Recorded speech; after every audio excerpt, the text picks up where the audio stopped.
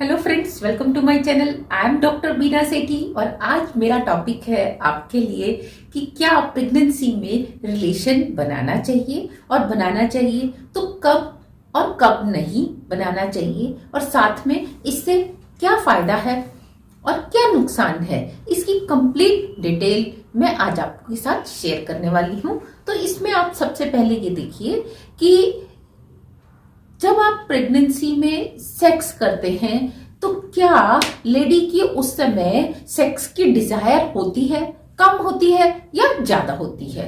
तो ध्यान दो, क्योंकि आपकी बॉडी में हार्मोन लेवल बहुत ज्यादा है, इसकी वजह से एक लेडी को सेक्स की डिजायर ज्यादा होती है। ये बात आप ध्यान रखें और सभी मेल पार्टनर को इसकी रेस्पेक्ट करनी चाहिए कि और इसकी कोशिश करनी चाहिए कि वो इसको सेटिस्फाई करने में पीछे ना हटे, आगे रहें।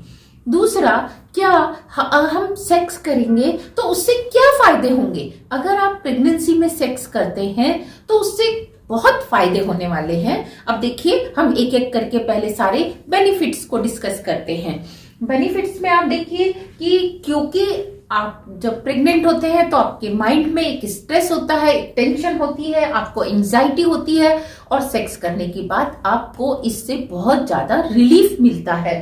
तो आपके साथ इसके साथ साथ जब आप सेक्स करते हैं तो पेल्विक रीजन के अंदर कॉन्ट्रैक्शन और आप देखते हैं बहुत सारे वाइब्रेशंस होते हैं, जिसकी वजह से पेल्विक रीजन की जो मसल्स हैं वो काफी स्ट्रांग हो जाती हैं, और इनका स्ट्रांग होना आपके लिए बहुत फायदेमंद होता है। क्योंकि ड्यूरिंग नॉर्मल डिलीवरी जब आपको बहुत ही हाई इंटेंसिटी के लेबर पेन को लेना होता है, तब आपके पेल्विक में कोई जोर नहीं आता और उसमें कोई दिक्कत नहीं आती, आप आसानी से लेबर पेन ले सकती हैं। कभी कभी जिनका पेल्विक स्ट्रॉन्ग नहीं होता उस केस में कॉम्प्लिकेशंस भी हो जाते हैं। तो क्योंकि इस समय प्रेगनेंसी के दौरान आपका जो पेल्विक रीजन है वो काफी सेंसिटिव होता है, और इस समय आप उसकी जितनी ज्यादा एक तरह से ये एक्सरसाइज होती है, जब वो बार बार कॉन्ट्रैक्ट होता है और लूज होता है तो उस कॉन्ट्रैक्शन और एक्सपेंशन से आप उसकी एक्सरसाइज करते हैं, जो कि आपके लिए बेनिफिशियरी होती है।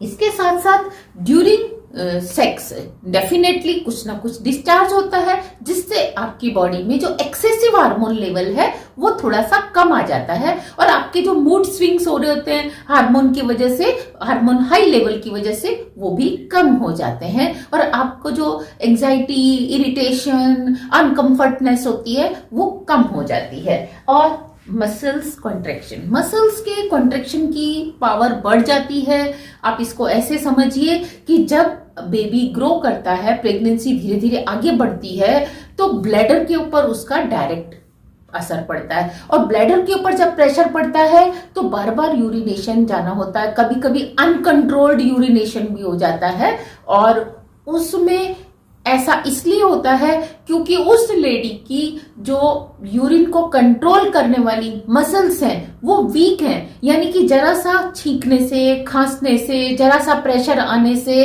वो कॉन्ट्रैक्ट हुए बिना खुल जाती हैं, जिससे यूरिन पास हो जाता है। और अगर वो मसल्स कॉन्ट्रैक्ट होंगी, टाइट होंगी, स्ट्रांग होंगी, तो क्या होगा, वो यूरिन पास नहीं होगा और आपको किसी तरह की प्रॉब्लम नहीं होगी। तो इसीलिए मसल्स की जो कॉन्ट्रैक्शन पावर है वो स्ट्रांग हो जाती है, मूड स्विंग्स नहीं होते, और अल्टीमेटली जब लेडी को सेटिस्फेक्शन मिलता है तो definitely it is a matter of pleasure. और इसके बाद मुझसे व्यूअर्स पूछते हैं, क्या प्रेगनेंसी में सेक्स करने से बेबी को कोई हार्म होता है? Definitely no. क्यों?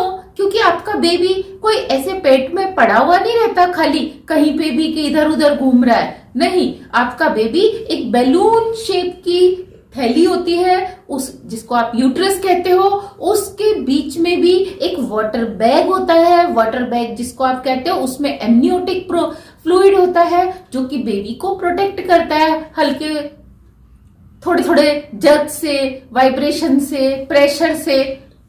बेबी के ऊपर किसी भी तरीके का कोई हार्म नहीं आता, उसको कोई चोट नहीं पहुंचती। हाँ, आपने जो ध्यान रखना है सेक्स करते समय कि आप किसी भी तरीके से पेट के ऊपर ज्यादा प्रेशर ना दें ताकि वो फ्लूइड बाहर ना आए या वाटर बैग जो है वो रप्चर ना हो। तो आपने इन चीजों का, छोटी छोटी सी चीजों का ध्यान रखना है। लेकिन ऐसा नहीं कि ध्यान रखने में आपने सेक्स को अवॉइड करना है। नो, आपने सेक्स करना है लेकिन छोटी छोटी सी प्रिकॉशंस के साथ। अपना पूरा प्रेशर लेडी के ऊपर ना दें और साथ में सेक्स तभी करें जब दोनों की कंसेंट हो, दोनों के पास सुटेबल टाइम हो एंड दोनों ही उसके लिए इंटरेस्टेड हो। कोई भी एक अगर इंटरेस्टेड नहीं है तो हमें ऐसे केस में सेक्स को अवॉइड करना चाहिए। अब नेक्स्ट मुझसे पूछा जाता है कि सेक्स कब नहीं करना चाहिए, क्या ये सबके लिए फायदेमंद है या इसके कुछ नुकसान भी हो सकते हैं। तो लास्ट में हम देखते हैं कि सेक्स हमें कब नहीं करना चाहिए। देखिए, जब लेडी की एज काफी ज्यादा है, उसने काफी बड़ी एज के अंदर प्रेगनेंसी ली है, तो फर्स्ट ट्राइमेस्टर में आपको, क्योंकि उसमें हार्मोन लेवल कम होता है और बच्चा उतनी जल्दी ग्रो नहीं करता, कोई कॉम्प्लिकेशंस आ सकती हैं, तो आपने फर्स्ट ट्राइमेस्टर में इसको अवॉइड करना है। या अगर आपने बहुत लंबा ट्रीटमेंट लिया है मेडिसिन की हेल्प से या आईयूआई की हेल्प से आपने कंसीव किया है, आईवीएफ से आपने कंसीव किया है, तो आपने ध्यान देना है कि इतनी जल्दी सेक्स नहीं करना, फर्स्ट ट्राइमेस्टर में बिल्कुल नहीं करना, सेकेंड और थर्ड ट्राइमेस्टर में डॉक्टर की कंसेंट के बाद ही आपने सेक्स डेवलप करना है। और अगर किसी में एमनियोटिक जो फ्लूइड है वो काफी उसका लेवल हाई है, यानी कि उसका वाटर बैग बहुत बड़ा है, तो ऐसे केसेस में जरा से भी प्रेशर से वो रप्चर हो सकता है या वाटर बैग में लीकेज हो सकती है, तो जो एक अच्छा सिम्टम नहीं होता, क्योंकि वो लीकेज कभी तो हील हो जाती है और कभी हील नहीं होती, तो फिर वो कॉन्टिन्यूअस लीकेज होती रहती है और जो बच्चे को वीक बना देती है, उसका प्रॉपर डेवलपमेंट नहीं होता। अगर आपको रिपीटेड स्पॉटिंग हो रही है, ब्लीडिंग हो रही है ड्यूरिंग प्रेगनेंसी, तो ऐसे केस में भी you have to avoid sex. और अगर आप हाई बीपी आपको रहता है तो भी आपने इसको अवॉइड करना है, क्योंकि ड्यूरिंग सेक्स आपने नोटिस किया होगा थोड़ा सा बीपी तो आपका हार्ट रेट इंक्रीज हो जाता है, जो कभी कभी हार्ट के ऊपर, अगर ऑलरेडी बीपी हाई है और अगर आप फिर सेक्स कर रहे हैं तो वो कई बार नेगेटिव इम्पैक्ट भी देता है। और अगर आपने ट्विन प्रेगनेंसी या मल्टीपल प्रेगनेंसी कंसीव की हुई है तो डेफिनेटली आपके वomb में जो है 2 बेबी या 3 बेबी एक साथ ग्रो कर रहे हैं, तो आपके बॉडी में ऑलरेडी काफी स्ट्रेस है, एक टेंशन बनी हुई है। और वहां पे टेंशन, मैं वो वाली मेंटल टेंशन की बात नहीं कर रही, जब हम किसी चीज को खींचते हैं तो उसमें जो टेंशन आती है वो भी टेंशन कहलाती है। तो आपकी बॉडी में पहले से ही कोई टेंशन है, तो अब आप ऊपर से और प्रेशर देंगे तो टेंशन में रप्चर वाटर बैग एंड में रप्चर अदर थिंग्स ऑल्सो, तो इसका हमें ध्यान रखना है। और अगर आपको यूटीआई है, यूरिन ट्रैक में ऑलरेडी इन्फेक्शन है, तो आपका वो सेक्स करने से वो जो इन्फेक्शन है वो मेल पार्टनर को भी आ सकता है, और अगर मेल पार्टनर को है तो वो फीमेल को आ सकता है और वो आगे किडनी तक ग्रो कर सकता है। तो आपने प्लीज, अगर यूटीआई है या आपको व्हाइट डिस्चार्ज होता है, तो you have to avoid sex till you get relief from UTI and white discharge. जब तक आपका ये प्रॉब्लम ठीक नहीं हो जाती, you have to avoid sex.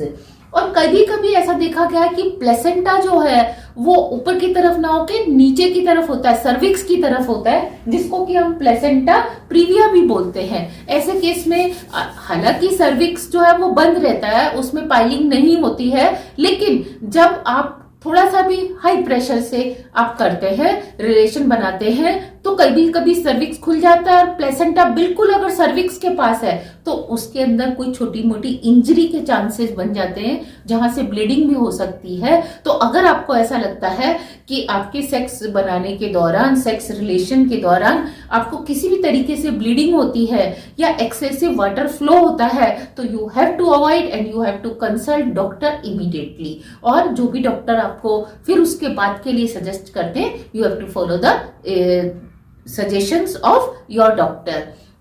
So this was all about कि कैसे सेक्स जो है ड्यूरिंग प्रेगनेंसी आपके लिए बेनिफिशियल है। तो आप अपने मन में जो एक डर बना हुआ है, जिसको आप किसी से भी नहीं पूछते हैं, तो आप प्लीज इस डर को निकाल दीजिए। हाँ, लेकिन डर को निकाल के इतने भी बोल्ड मत होइए कि आपको अगर इनमें से कोई प्रॉब्लम है और आप फिर भी कर रहे हैं, तो इतना बोल्ड होने की जरूरत भी नहीं है। But if everything is normal, आपको सब कुछ नॉर्मल है, डॉक्टर ने आपको बेड रेस्ट भी नहीं बोला है, डॉक्टर ने आपको कोई मेडिकेशन भी नहीं स्टार्ट किया है, डॉक्टर आपको कह रही है कि आप आराम से अपना डे टू डे वर्क करिए, तो ऐसे केसेस में अगर आप सेक्स भी जो आपका रूटीन है, जो भी आपका रूटीन है उसको करते हैं, तो definitely it will improve your mental health and physical health and it will give you happiness. तो thank you very much, all the very best. लेकिन एक मेरी आपसे रिक्वेस्ट है कि मेरा एक और वीडियो, मैंने एक और चैनल के ऊपर वीडियोस अपलोड किए हैं जो कि काफी इंफॉर्मेटिव है, और उस चैनल का नाम है डॉक्टर बीना सेठी। तो आप प्लीज मेरा ये चैनल जो है लाइक करिए, सब्सक्राइब करिए और शेयर करिए, और इस चैनल को भी उतना ही प्यार दीजिए जितना मेरा आप इस चैनल को दे रहे हैं, और इसको उतना ही आप लोगों के साथ शेयर करिए। It will give me also happiness. Thank you very much, all the very best.